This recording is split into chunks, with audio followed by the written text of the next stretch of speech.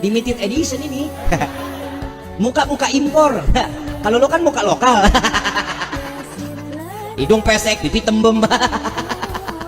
Mata belok. Persis kayak celengan Semar. Celengan Semar. Lah kalau Anda sendiri juga tidak tahu pasti, berarti Anda dengan Kiai Imad itu dalam hal ini sama-sama berdasar kemungkinan. Lah kalau itu sama-sama berdasar sesuatu yang masih mungkin, kenapa kemudian kalau Kiai Imad menyimpulkan itu fiktif? Itu kan sangat mungkin sekali, wong sama-sama berdasar kemungkinan ya. Kok bisa Anda anggap Kiai Imad tidak ngerti baca muqaddimahnya, tidak mengertinya itu di mana? Nah yang tidak ngerti ya berarti Anda sendiri, bukan Kiai Imad di sini ya. Padahal kalau Anda mau berdasar usul fikih ya, Anda kan tentu sudah paham tentang ilmu fikih, usul fikih. Kalau Anda mau berdasar dengan usul fikih, jika ada dua hal yang sama-sama mungkin terjadi, maka yang diambil adalah kemungkinan yang paling kuat. Kan begitu mestinya. Sekarang coba Anda bandingkan, mana yang lebih kuat, kemungkinan yang disimpulkan oleh Kiai Imad atau kemungkinan menurut kesimpulan Anda. Anda tidak tahu. Kalau memang tidak tahu, kenapa bisa menyimpulkan kalau Kiai Imad itu telah memutarbalikkan fakta? Lah terus yang diputarbalikkan fakta Kiai Imad itu apa? Wong Anda sendiri tidak tahu. Ini bagaimana Anda ini sih? Jadi di sini jelas sekali siapa sebenarnya yang tajahul, yang tidak bisa dipercaya, dan yang jahil itu yang sebenarnya Anda sendiri, bukan Kiai Imad.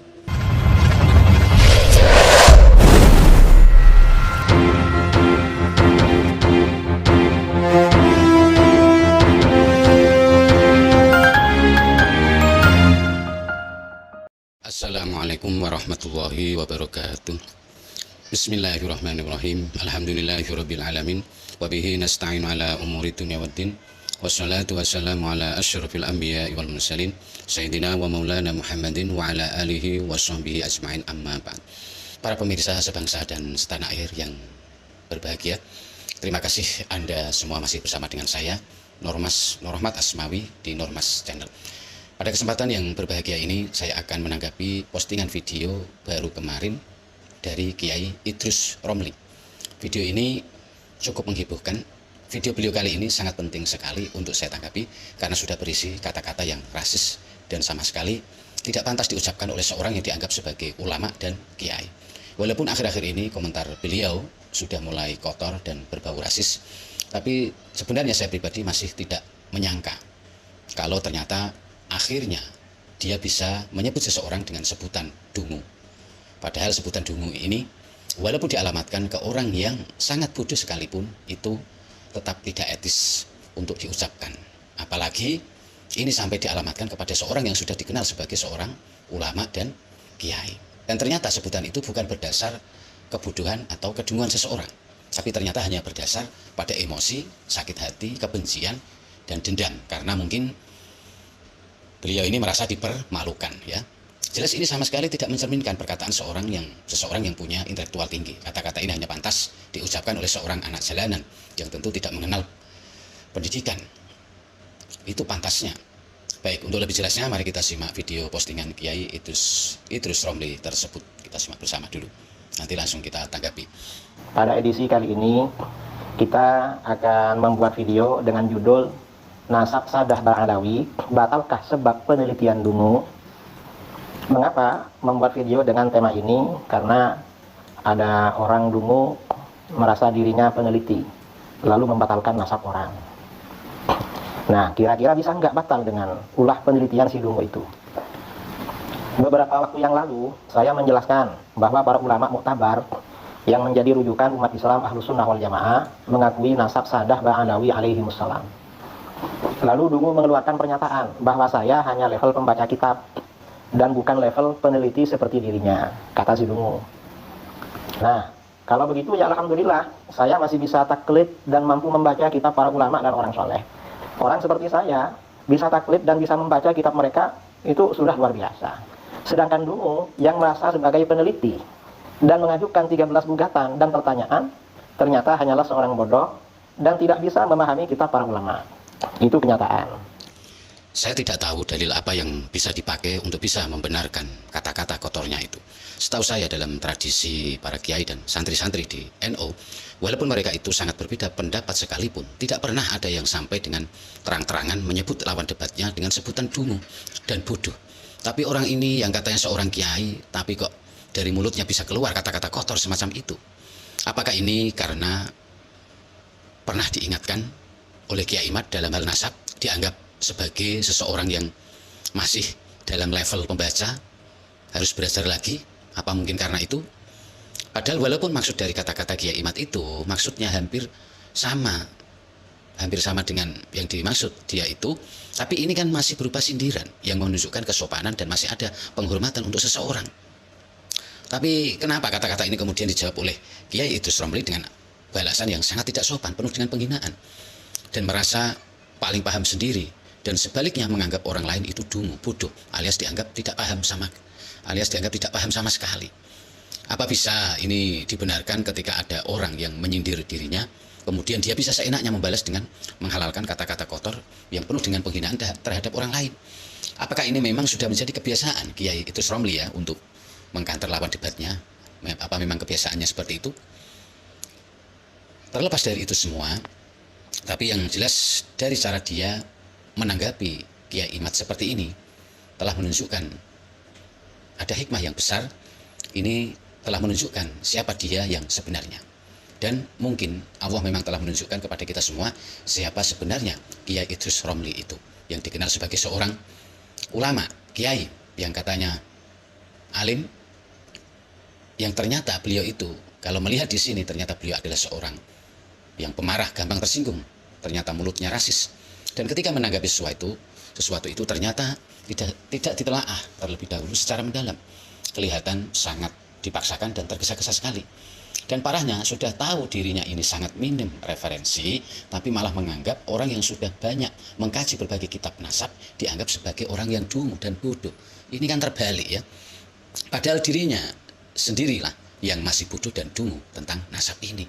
Walaupun mungkin dalam bidang ilmu fikih tentu kita tidak bisa memungkiri, mungkin beliau dalam bidang fikih, tafsir dan lain-lainnya dia sangat alim. Jadi inilah kalau orang yang bukan bidangnya ikut bicara, seperti para kiai-kiai di NU lainnya yang sebelum ini ya, sebagaimana ada komentarnya Kiai Fakhrul Razi, Kiai Miftahul Akhyar, dan Habib Said Akil Munawar, isinya hampir sama. Ya itu tiba-tiba kayak pahlawan kesiangan yang sok tahu padahal masih dangkal pemahamannya tentang nasab dan masih sangat minim referensi, tiba-tiba berbicara. Dan karena tidak punya data yang kuat, akhirnya bukan jawaban yang ilmiah yang keluar, tapi yang keluar malah ya isinya menjelek-jelekan orang dengan ucapan-ucapan yang rasis, kotor, dan tentu itu semua sangat tidak pantas diucapkan oleh seorang kiai, seorang yang disebut sebagai ulama. Apalagi beliau adalah salah seorang tokoh di NU yang sudah lumayan dikenal. Ya, lanjut. Mengapa dungu tidak tahu bahwa nasab yang telah sah secara syar'i tidak bisa dinafikan dan dibatalkan dengan tuduhan, kecurigaan, dan hasil penelitian, kecuali dengan dalil yang kuat dan meyakinkan? Kalau cuma tuduhan dan penelitian nggak bisa. Mengapa?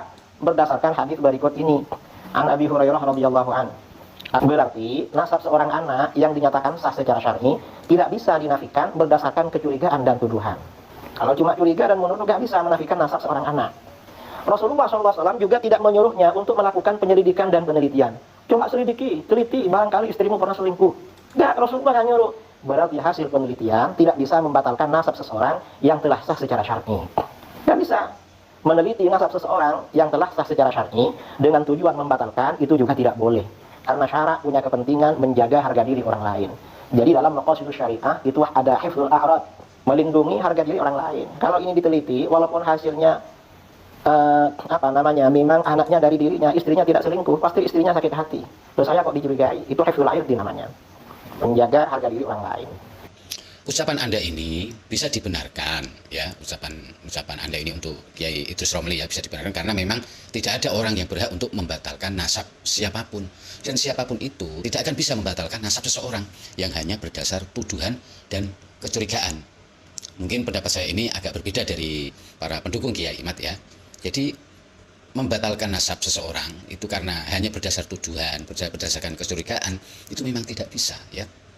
Tidak bisa, bahkan dengan hujah sekuat apapun ya, kalau Anda mengatakan dengan hujah itu kuat, nasab bisa dibatalkan dengan hujah yang kuat, itu sebenarnya dari perkataan sampean itu omong kosong belaka. Itu hanya untuk menframing tesisnya Kiai Imad dan hujahnya para pendukung Kiai Imad, biar dianggap lemah semua. Itu hanya framing dari Anda ya. Karena kuatnya hujah itu sebenarnya kan masih relatif. Jadi percuma saja Anda bisa mengatakan kami bisa mengatakan itu kuat, tapi Anda bisa mengatakan lemah seenaknya. Percuma saja. Seperti Anda ini, walaupun tesisnya Kiai Imad menurut ahli sejarah, ahli nasab itu dianggap kuat, tapi nyatanya Anda yang masih dungu tentang nasab bisa seenaknya ngomong itu lemah karena menurut Anda Kiai Imad dan pendukungnya itu bodoh atau dungu dalam memahami kitab. Ya repot jadinya kalau orang yang dungu nasab seperti Anda ini menilai orang yang ahli nasab, ya jadi banyak komentar Anda yang tidak nyambung karena Anda tidak mengerti, belum begitu paham tentang nasab ini. Untuk Kiai Haji Idrus Romli yang saya hormati, ya perlu sekali Anda pahami di sini sebenarnya kata-kata yang tepat itu bukan Kiai Imad membatalkan nasab. Itu kata-kata itu sebenarnya tidak tepat. Tapi yang tepat adalah Kiai Imad berkesimpulan nasab Ba'alawi ini batal, bukan membatalkan nasab orang, ya bukan Kiai Imad ini membatalkan nasab orang. Memang Kiai Imad itu siapa kok bisa membatalkan nasab, ya? Kok bisa membatalkan nasab orang seenaknya? Lembaga aja tidak bisa apalagi seorang individu. Individu bisa membatalkan nasab. Karena nasab ini adalah hak seseorang untuk mengkaitkan dirinya pada leluhurnya berdasarkan keyakinan dirinya sendiri, ya. Meskipun seluruh penduduk dunia, ya misalkan membatalkan nasabnya seseorang, tapi kalau memang aslinya tersambung, ya tetap tersambung, tidak bisa dibatalkan. Kalau tidak, ya tidak. Nah, itulah nasab. Dan pembatalan itu hanya menjadi sebuah kata-kata yang tidak berguna. Jadi kata-kata pembatalan itu sebenarnya akan menjadi tidak berguna kalau memang pada dasarnya aslinya memang nasabnya itu sambung atau tidak sambung. Polemik nasab ini intinya itu kan bukan siapa yang membatalkan dan siapa yang berhak untuk membatalkan, itu sama sekali tidak penting. Tapi yang jadi permasalahan utama di sini adalah timbulnya keresahan dan kecurigaan di masyarakat ketika ada orang yang ngaku-ngaku sebagai dzurriyyah Nabi, tapi ternyata mereka banyak menipu umat. Akhlaknya rusak, doktrin-doktrinnya banyak yang sesat. Ini tentu tidak bisa dibiarkan. Kalau Anda Kiai Idrus Romli, ya merasa cinta baginda Nabi, terus ada orang yang mengotori nama Nabi, apa Anda akan biarkan begitu saja? Kalau melihat kenyataan ini kemudian Anda ini biarkan begitu saja, Anda ini patut dipertanyakan, Anda ini cinta Nabi atau cinta Habib, ya. Untuk Kiai Haji Idrus Romli yang saya hormati, kalau ada orang yang tiba-tiba membatalkan nasab Habib ini seperti Kiai Imad dan para pendukungnya, Anda tidak usah khawatir karena itu sama sekali tidak membuat nasab orang menjadi batal, ya. Tidak bisa membuat nasab orang menjadi batal dan tertolak. Tapi seharusnya yang menjadi kekhawatiran Anda adalah nasab ini itu tidak diakui, ya, tidak diakui atau ditolak oleh logika akal waras manusia. Itu yang penting. Karena polemik nasab ini terjadi itu bukan karena tesisnya Kiai Imad, ya, perlu saya ulangi. Polemik nasab ini itu intinya terjadi itu bukan karena tesisnya Kiai Imad. Tesisnya Kiai Imad hanya pemicu dari bom waktu keraguan dan kecurigaan yang dipendam masyarakat selama ini. Munculnya keraguan yang sangat besar yang terjadi di masyarakat luas disebabkan oleh oknum-oknum Habib itu sendiri. Keraguan ini ditimbulkan oleh dari para habaib itu sendiri yang mengaku sebagai dzurriyyah Nabi, tapi faktanya malah sebaliknya, tidak pantas disebut sebagai dzurriyyah Nabi. Apa akal waras kita mau menerima? Ini yang menjadi permasalahan. Jadi sebenarnya bukan Kiai Imad yang membatalkan nasab itu, tapi nasab inilah yang batal dengan sendirinya. Kenapa kok bisa batal dengan sendirinya dan kenapa Kiai Imad kemudian membatalkan nasab Ba'alawi ini? Karena nasab ini menurut logika akal waras manusia tidak bisa diterima kalau sambung ke Rasulullah. Kenapa tidak bisa diterima oleh akal waras manusia? Karena didasari dua sebab utama yang inti, ya. Yang saya sebutkan ini adalah dua sebab yang paling krusial yang utama, tapi sebenarnya sebabnya banyak, yaitu data-data kitab sejaman yang memang sama sekali tidak ada yang mencatatnya. Itu fakta, kenyataan. Kenapa saya tidak memakai kata-kata belum ditemukan yang biasa Anda ucapkan, alasan-alasan yang biasa para pembela nasab ini ucapkan. Tidak tercatat bukan berarti tidak ada. Itu kan alasan yang biasa para pembela nasab ini ucapkan. Karena apa? Saya tidak memakai istilah belum ditemukan. Karena sejak bergulirnya polemik nasab yang sudah setahun lebih ini, ternyata tidak satupun pembela nasab yang menemukannya, ya. Jadi di zaman yang sudah secanggih ini, di zaman informasi, di mana seluruh informasi di seluruh penjuru dunia bisa kita ketahui dalam hitungan detik, tapi ini kok sudah setahun lebih. Masa kalau memang ada manuskrip yang mencatat, mesti sudah ketemu. Padahal nasab Ba'alawi ini katanya, ya, diklaim itu kan dalam kitab dari Ba'alawi sendiri diklaim sebagai nasab yang paling terang, benderang, seterang matahari. Jadi sangat mustahil sekali jika sampai seterang itu tidak ditemukan dalam catatan kitab sejaman. Ini mustahil. Cobalah ini kita berpikir secara waras, ya. Jangan fanatik buta lah. Kemudian dasar utama yang kedua adalah kenapa nasab Ba'alawi ini tidak bisa diterima oleh akal waras manusia. Itu karena kebanyakan dari perilaku mereka yang sama sekali tidak mencerminkan akhlak Rasulullah, dari kesombongan-kesombongan yang mereka tampakkan, kata-katanya yang rasis, kasar, kotor seperti kayak sampeyan yang menganggap dungu seseorang ini. perilaku-perilaku penipuan yang dilakukan oleh mereka terhadap individu atau terhadap lembaga, bahkan makam-makam para wali-walinya Allah, dan sejarah Nusantara yang sudah banyak mereka palsukan. Inilah yang membuat akal waras setiap manusia tidak bisa menerima. Yang tidak bisa menerima, yang membatalkan ini akal waras manusia, ya. Bukan tesnya Kiai Imad, bukan perkataan Kiai Imad yang membatalkan. Lanjut. Ini contoh ya, kebodohan si Dungu peneliti nasab. Gimana? Di antara kebodohan Dungu yang membatalkan nasab Sadah Ba'alawi adalah penelitiannya terhadap isi kitab Tabaqatu Fuqaha Yaman, karya Imam Ibnu Samarah Al-Ja'di Asy-Syafi'i. Beliau wafat setelah tahun 586 Hijriah, yang tidak menyebut satupun keluarga Ba'alawi di dalamnya, di kitab itu yang ada di Yaman. Lalu bagaimana? Karena di kitab ini gak menyebutkan satupun orang dari keluarga Ba'alawi, kata si Dungu, berarti Ba'alawi gak ada, gak dikenal, fiktif, kata dia. Nah, ini artinya apa? Kesimpulan Dungu tersebut menunjukkan bahwa Dungu tidak tahu metode penulisan para ulama dulu dalam bidang hadis, sejarah, dan geografi. Dia gak tahu. Dan Dungu tidak bisa memahami kitab yang dibacanya. Coba kitab itu kita baca pelan-pelan. Ya, artinya apa? Kata beliau, merangkum dan mendekatkan apa yang aku kehendaki. Artinya apa? Yang dicatat di dalam buku ini sesuai selera beliau memang, yang beliau kehendaki. Lalu menentukan dan membersihkan apa yang aku niatkan. Apa itu yang dikehendaki oleh beliau dan yang diniatkan? Berupa informasi para fuqaha Yaman, batas usia mereka, para penghulu pemimpin mereka, nasab dan waktu wafat mereka, sesuai dengan informasi yang hadir padaku. Artinya apa? Data-data ulama yang ada di dalam kitab Tabaqatu Fuqaha Yaman itu sesuai dengan informasi yang beliau miliki. Artinya, kalau ada orang gak masuk di kitab itu, mungkin karena beliau gak punya informasi tentang ulama tersebut. Kalau ada orang gak masuk di kitab itu, mungkin karena beliau gak punya informasi tentang ulama tersebut. Ini metode yang diakui oleh Imam Ibnu Samarah Al-Ja'di. Kemudian datang si Dungu lalu keluar-keluar bilang, oh berarti ini fiktif, gak ada. Mengapa di kitab ini gak ada? Ya gak ngerti baca muqaddimah kitabnya. Di sini jelas sekali Anda mengatakan mungkin, ya. Berarti itu menunjukkan kalau Anda sendiri juga tidak tahu pasti. Wong namanya mungkin, kan begitu. Lah kalau Anda sendiri juga tidak tahu pasti, berarti Anda dengan Kiai Imad itu dalam hal ini sama-sama berdasar kemungkinan. Lah kalau itu sama-sama berdasar sesuatu yang masih mungkin, kenapa kemudian kalau Kiai Imad menyimpulkan itu fiktif? Itu kan sangat mungkin sekali. Wong sama-sama berdasar kemungkinan, ya. Kok bisa Anda anggap Kiai Imad tidak ngerti baca muqaddimahnya, tidak mengertinya itu di mana? Lah yang tidak ngerti ya berarti Anda sendiri, bukan Kiai Imad di sini, ya. Padahal kalau Anda mau berdasar usul fikih, ya, Anda kan tentu sudah paham tentang ilmu fikih, usul fikih. Kalau Anda mau berdasar dengan usul fikih, jika ada dua hal yang sama-sama mungkin terjadi, maka yang diambil adalah kemungkinan yang paling kuat. Kan begitu mestinya. Sekarang coba Anda bandingkan, mana yang lebih kuat, kemungkinan yang disimpulkan oleh Kiai Imad atau kemungkinan menurut kesimpulan Anda. Dalam hal ini tentu kesimpulan dari Kiai Imad lah yang lebih kuat. Karena apa? Karena didukung banyak fakta. Di antaranya adalah dianggap fiktif karena juga tidak ada kitab sejaman lainnya yang mencatat ini. Terus perilaku para habaibnya, belum lagi catatan-catatan dari kitab-kitab Ba'alawi sendiri yang saling kontradiksi dan ruwet bulat sekali. Dan masih banyak didukung kejanggalan-kejanggalan lainnya. Ini adalah fakta.